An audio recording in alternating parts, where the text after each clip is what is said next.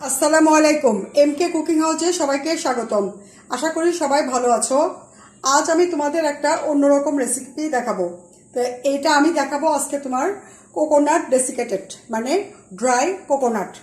তো এইটার জন্য আমাকে এখানে নিতে হয়েছে একটা শুকনা নারকেল। এখানে অবশ্যই নারকেলটা খুব পরিপূর্ণ শুকনা হতে হবে, নইলে ডেসিকেটেডটা ঝরঝরে হবে না।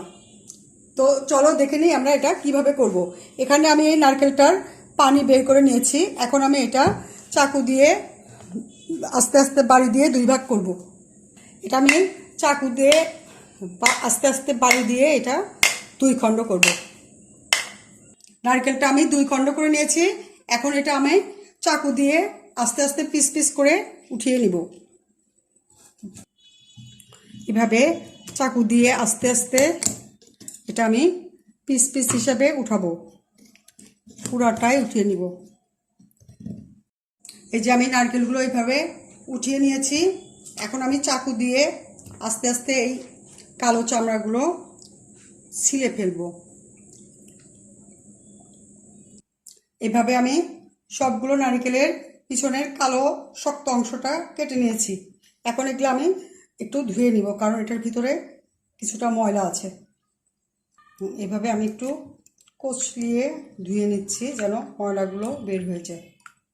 এখন আমি এই নারকেলগুলো ধুয়ে একটা টিস্যু পেপারের উপরে নিয়ে টিস্যু দিয়ে নারকেলগুলো ড্রাই আপ করে নেব, যেন এটার মধ্যে কোনো পানি না থাকে। টিস্যু দিয়ে আমি সব পানিগুলা মুছে নিচ্ছি। মুছে নিয়েছি। এখন আমি এটা একটা ব্লেন্ডারের জারে নিয়ে নিব।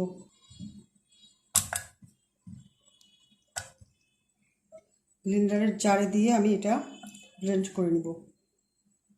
এখন আমি এটা ব্লেন্ডারের জারে নিয়েছি।